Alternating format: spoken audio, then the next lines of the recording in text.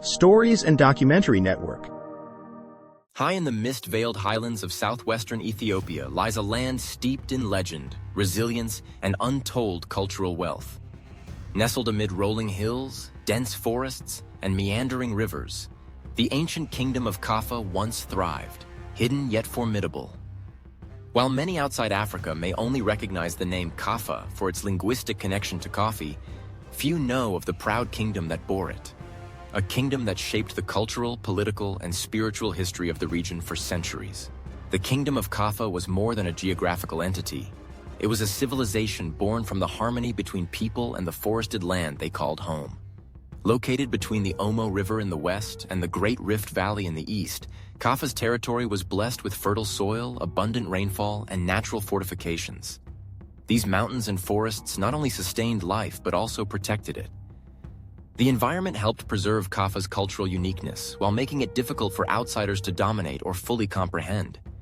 Even neighboring kingdoms and empires approached Kaffa with caution, respect, and often a sense of mystery. To the ancient peoples of the Ethiopian Highlands, Kaffa represented a land of sacred rulers, enchanted groves, and ancestral strength. Oral traditions, passed from generation to generation through storytelling, chants, and ceremonial performance, recall the foundation of the kingdom not merely as a political act, but as a divine destiny. The first kings, according to legend, descended from a semi-mythical figure who emerged from the forests guided by spirits and omens. These narratives reflect a deeply rooted spiritual cosmology in which nature, royalty, and the divine were inseparably linked. From the 14th to the 19th centuries, Kaffa remained relatively autonomous, governed by a succession of monarchs who ruled with both divine authority and administrative clarity. The state was organized, centralized, and capable of fielding formidable armies. But it was also profoundly spiritual. Its priests, or kalacha, mediated between humans and spirits, advised kings, and oversaw rituals that reinforced the sacred mandate of the monarchy. Kaffa was not a theocracy, but its governance was inextricably bound to the spiritual fabric of its society. When outsiders did make contact, their impressions were colored by both admiration and bewilderment. Early Ethiopian chronicles described Kaffa as a powerful and exotic neighbor, sometimes a rival, sometimes a trading partner. Arab merchants spoke of its rich coffee forests and hardy people. Later, European explorers who penetrated the highlands in the 18th and 19th centuries found a society both alien and advanced. They noted its intricate hierarchy, its skilled metalwork, and its capacity to organize large communities under centralized rule, all while preserving customs seemingly untouched by the outside world.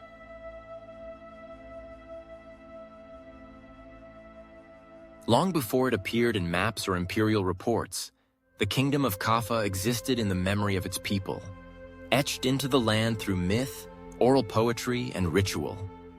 Its origins straddle the divide between legend and history, between ancestral memory and the unfolding reality of political formation.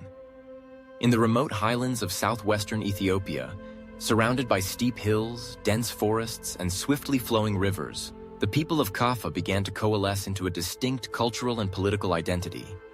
The story of Kaffa is not merely a tale of kings and wars, but of how a people came to see themselves as one, bound by tradition, territory, and the divine. Local oral traditions, still sung in ceremonial gatherings today, speak of the founding of Kaffa as the fulfillment of prophecy and cosmic order. According to one widely told version, the first ancestor emerged from a forest shrine, chosen by the spirits of the land to lead and protect his people. The spirits, or tumbis, were believed to inhabit natural sites, great trees, hidden springs, and sacred stones. These spirits guided the early leaders and were revered in rituals long before the rise of a formal monarchy. This worldview, deeply animistic yet structured, gave early Kaffa society a spiritual cohesion that laid the foundation for central rule.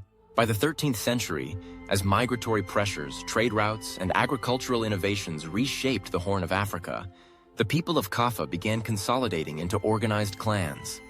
Some scholars suggest that the formation of the early Kaffa state may have been influenced by the decline of the Kingdom of Aksum and the shifting centers of political power in Ethiopia.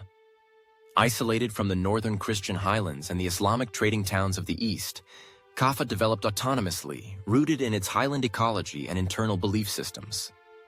While the kingdom's early history lacks detailed written records, its oral literature provides extensive genealogies and king lists that match patterns found in other African monarchical traditions. The first known ruler in recorded Kaffa tradition was Minjo, a semi-mythical king said to have united the clans under a common banner and established the Minjo dynasty. He is portrayed not only as a warrior but also as a priest-king, bridging the human and the divine. His reign marks the symbolic beginning of Kaffa as a sovereign kingdom. The Minjo kings established a court in Bonga, which would later become the capital, and began the slow process of territorial expansion. The early monarchy relied heavily on ritual authority, clan alliances, and the ability to resolve conflicts among rival groups through mediation and compensation systems, rather than sheer conquest. As the monarchy took root, it began to absorb surrounding territories, often through a mix of diplomacy, marriage alliances, and, when necessary, warfare. The kingdom was divided into provinces, each governed by appointed lords loyal to the king. This administrative framework helped the monarchy control a geographically challenging region, where valleys and rivers made communication difficult.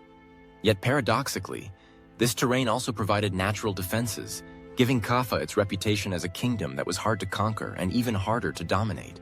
By the 15th century, the Kingdom of Kaffa had matured into a robust polity with well-defined borders, a dynastic court, and a system of governance that combined custom, ritual, and centralized authority. Royal succession was typically patrilineal, though it was also shaped by spiritual omens and public acceptance. A candidate's worthiness was judged not only by lineage but by signs of favor from the spirits. Interpreted through dreams, signs in nature, and consultations with the Kalacha, the kingdom's spiritual advisors.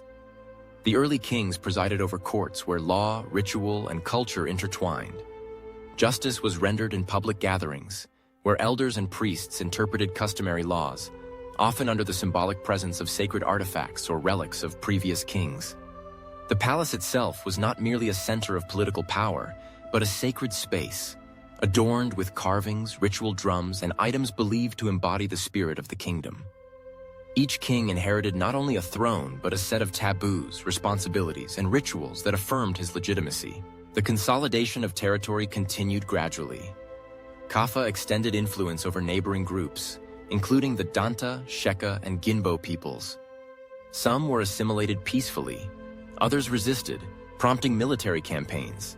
The expansion was not marked by large-scale destruction, but by the careful incorporation of new regions into the kingdom's administrative and ritual framework. Local lords were often allowed to retain a degree of autonomy, provided they pledged loyalty to the king and participated in state rituals. In return, they received protection and access to trade networks that stretched across the highlands and into the wider southern Ethiopian region. Housing in Kaffa was a reflection of its environmental adaptation and communal priorities. Most people lived in circular homes constructed from timber frames, woven bamboo, and mud plaster, topped with thatched conical roofs. These dwellings were built to withstand the highland climate: cool nights, heavy rains, and thick fog. The interior typically consisted of a central hearth, sleeping mats arranged along the perimeter, and storage spaces for tools, grain, and religious objects. Extended families often lived in clusters, forming small compounds surrounded by enclosures that protected livestock and gardens. These compounds weren't just physical units, but also social microcosms of intergenerational learning, labor, and tradition. In terms of dress, the people of Kaffa favored garments made from woven cotton or animal hides, depending on social rank and weather. Men often wore simple tunics with belts and carried wooden staffs or ceremonial knives. Women typically dressed in wraparound skirts, sometimes with decorative sashes or beaded accessories. On special occasions or during ceremonies, clothing became more elaborate, featuring dyed fabrics, jewelry made from copper or beads, and headdresses crafted with feathers or cloth. Hairstyles also carried cultural meaning. Women might braid their hair intricately or apply clay and oil to create distinctive textures and designs, while men often shaved parts of their heads in ceremonial styles or grew beards as a symbol of wisdom or status. The The social fabric of Kafa was knit tightly with a strong sense of hierarchy and respect for tradition. But it also exhibited remarkable cohesion across its clans and kinship groups. Gender roles were generally well-defined, though complementary. Men took on duties related to herding, defense, long-distance trade, and ceremonial leadership, while women managed domestic life, cultivated small plots of land, processed coffee and grains, and cared for children. Women played an especially important role in the preservation of oral literature and ritual practices. They were the storytellers, the bearers of ancestral knowledge, and often the healers within their communities. Though formal political power rested largely with men, women's voices carried significant weight in family and social matters. Marriage in Kafa was both a personal union and a clan alliance. Families arranged marriages to strengthen kinship ties and ensure economic security. Ceremonies were rich with symbolism. Coffee played a central role, shared between families as a gesture of goodwill and unity. Dowries were common and typically involved livestock, grain, or handcrafted goods. Polygamy existed among wealthier or noble classes, though monogamy was more common among the majority of the population. Within the household, respect for elders was absolute. The older generation provided not only wisdom and continuity, but also spiritual grounding. Ancestor reverence often started at the family hearth, where stories, songs, and offerings sustained the invisible bond between past and present. Education in the Kingdom of Kaffa was not institutionalized in the modern sense, but it was deeply embedded in the home and community. Children learned through observation, repetition, and oral instruction. Boys were taught to hunt, farm, build, and defend their community. Girls were educated in cooking, weaving, herbal knowledge, and the intricate art of storytelling. Much of what children learned came through oral literature.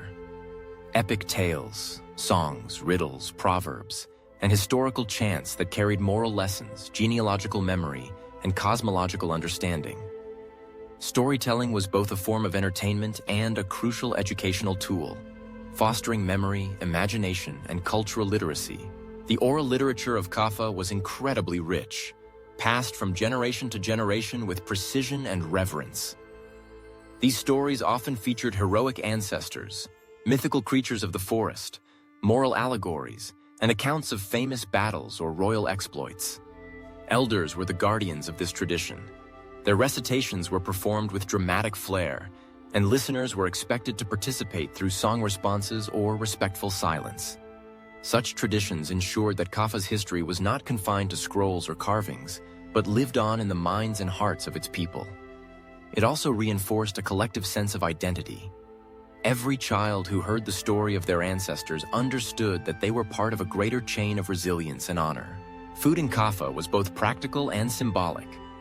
Meals typically centered around enset, false banana, sorghum, yams, legumes, and maize, supplemented with meat, honey, and wild greens. Coffee, however, held a sacred place. Brewed with care, often with spices and butter, it was shared communally, binding people together through ritual and hospitality. Drinking coffee was not just a refreshment, it was a moment of social and spiritual connection. The Buna ceremony, comprising 3 rounds of coffee with incense, conversation, and storytelling, was a daily ritual that brought families and neighbors together. Market life in Kafa towns and villages revealed the dynamism of local trade. Women sold spices, pottery, woven cloth, and dried herbs, while men traded livestock, honey, salt, and sometimes weapons. These markets weren't merely economic spaces. They were social hubs where news was exchanged, alliances formed, and cultural practices reinforced. Songs, performances, and impromptu debates brought life to the marketplace and turned trade into a public celebration of identity and survival.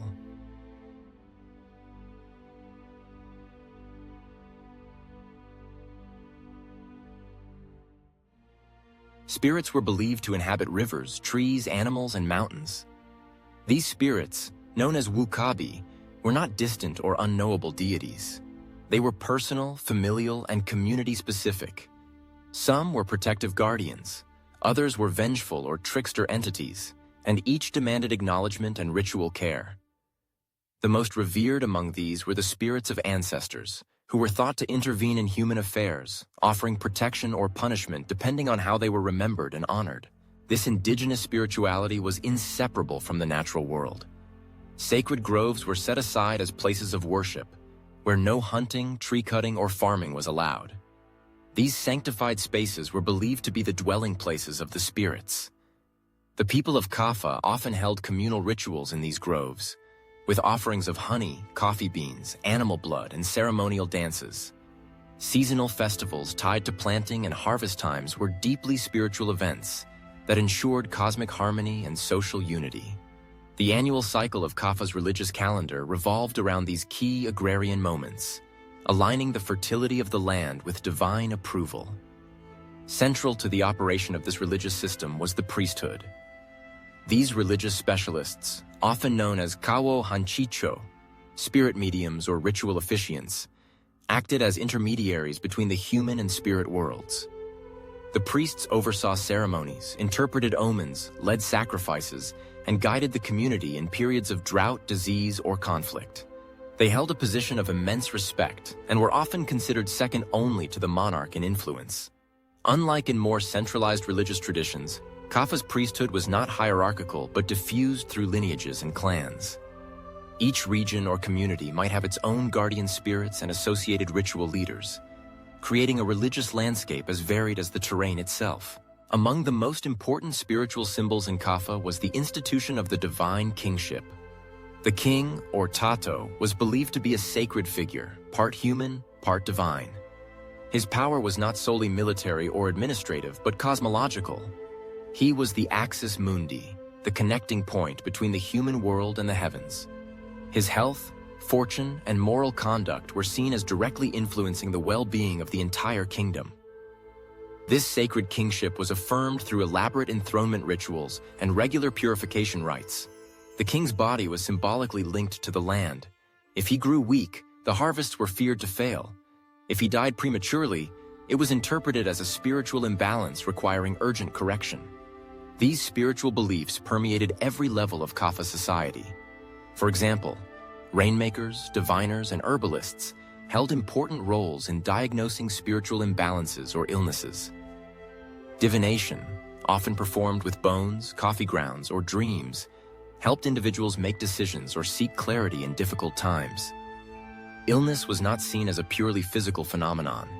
It was frequently viewed as the result of spiritual disfavor or ancestral neglect.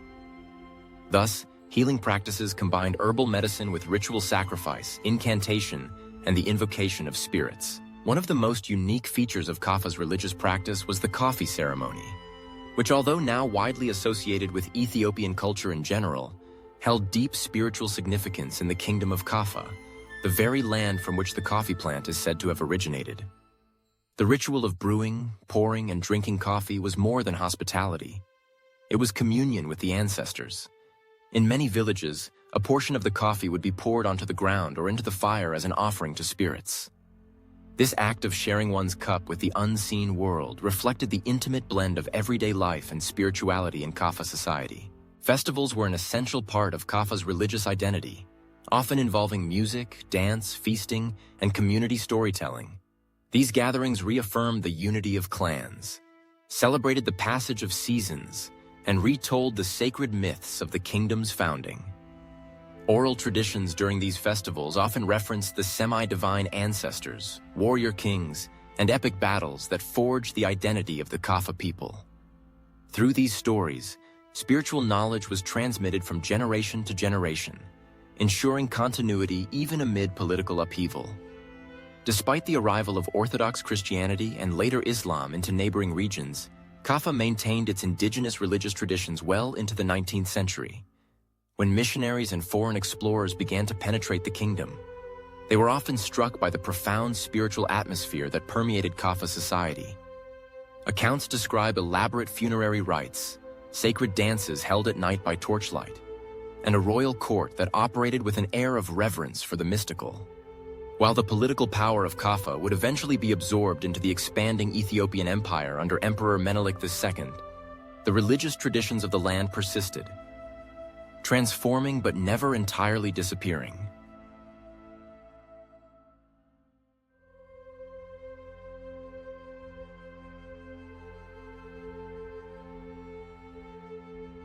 But perhaps no crop was more emblematic of Kaffa's economic and cultural significance than coffee.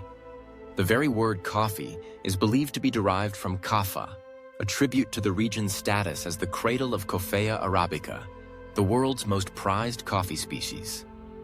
Coffee trees grew wild in the kingdom's humid forests, and locals harvested the cherries both for personal use and for commerce. Although large-scale coffee export was not a staple of the kingdom's early trade in the way it would later become during Ethiopian imperial and European colonial periods, the cultivation and consumption of coffee held deep social and ceremonial value in Kafficho society. The beans were roasted and brewed in rituals that brought communities together and marked everything from births to diplomatic meetings. Coffee was also a symbol of the region's wealth, an early resource that would later connect Kaffa to global markets. Alongside farming, livestock husbandry played a vital role in sustaining the kingdom's economy. Cattle were not only a source of meat, milk, and hides, but also served as important indicators of wealth and status. The possession of large herds was a sign of elite privilege, and cattle were used in bride wealth exchanges, religious ceremonies, and diplomatic gifts. Sheep, goats, and chickens were also raised by households across the kingdom. In remote and forested areas, beekeeping was common, with honey harvested both as a sweetener and for use in the fermentation of traditional beverages like tej, honey wine. Kaffa's economic power, however, extended far beyond its domestic production.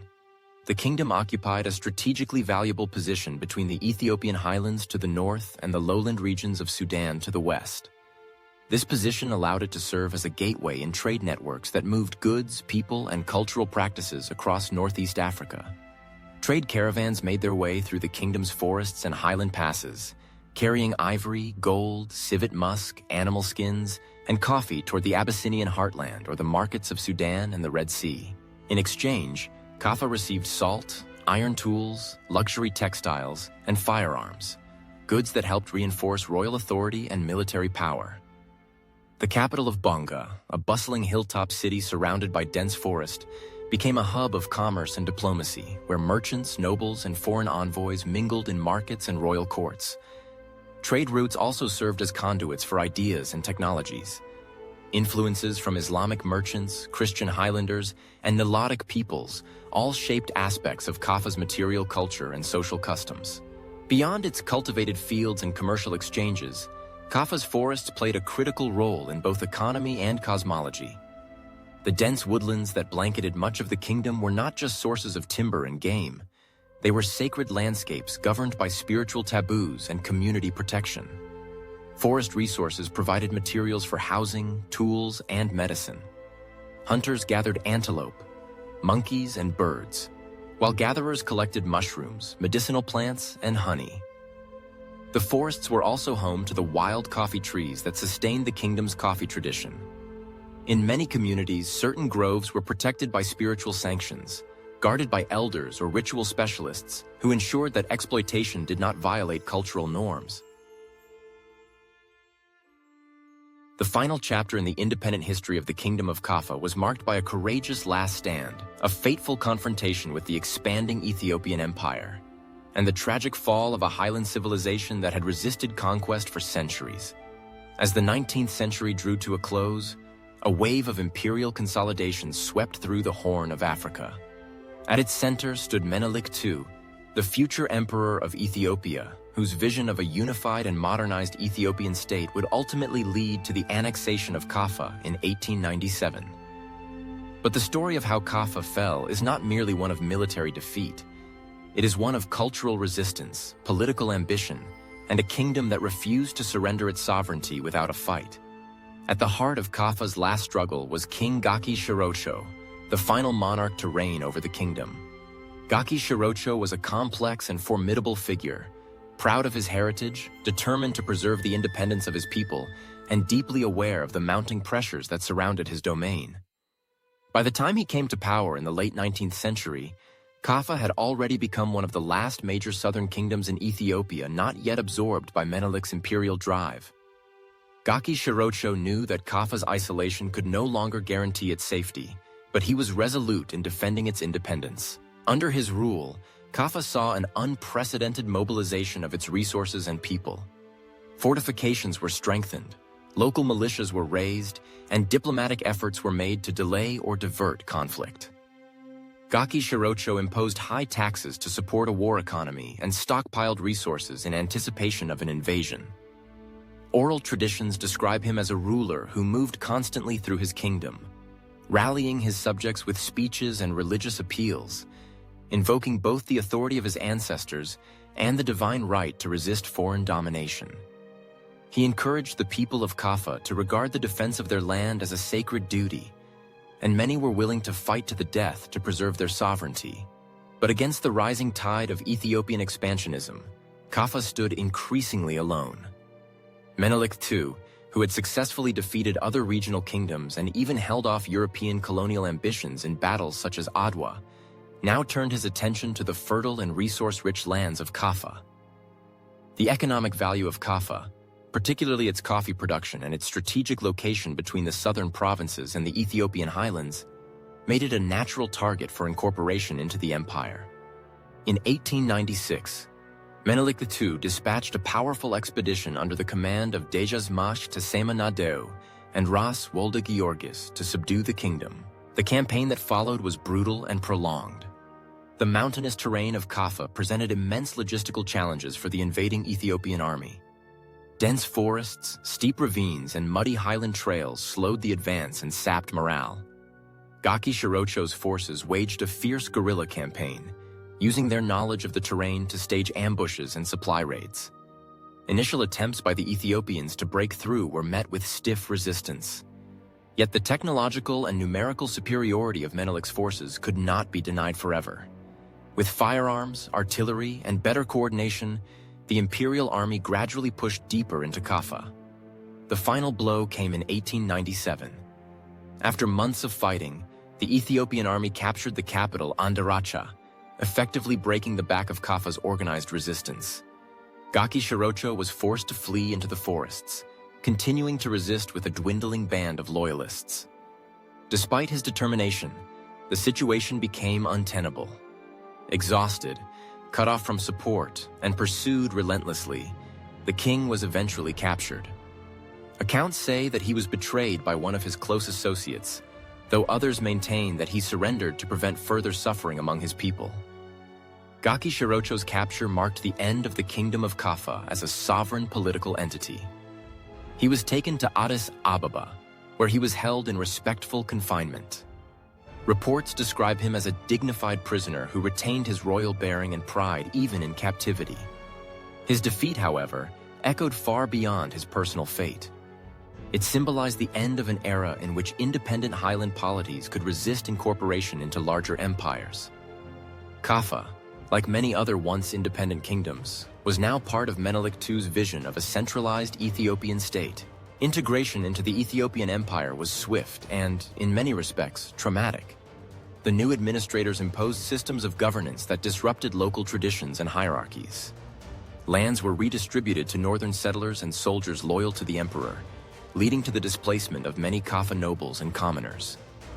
Forced labor, new tax regimes, and the loss of self-rule created deep resentment among the people. Oral accounts from the period speak of disillusionment and suffering, as the former kingdom was transformed into an imperial province. Kaffa's identity was not erased, but it was heavily burdened by the weight of imperial control. Yet in the decades that followed, the memory of Kaffa's resistance remained alive. Kafficho became a folk hero, a symbol of defiance against imperial aggression. His story was told in whispers and songs, his name invoked in prayers for justice and freedom. The people of Kaffa continued to preserve their language, rituals, and oral traditions, even as political authority shifted to distant centers. Coffee, once a royal monopoly, became a shared legacy exported to the world, carrying the name of its land of origin with it. In time, the annexation of Kaffa was absorbed into the broader narrative of Ethiopian unity, but it never ceased to be a point of pride and sorrow for the descendants of those who had once lived under its independent kings. The Highland Kingdom may have fallen in 1897, but its spirit endured in the hearts of its people, in the songs of resistance, and in the mist-covered hills where its last king once walked.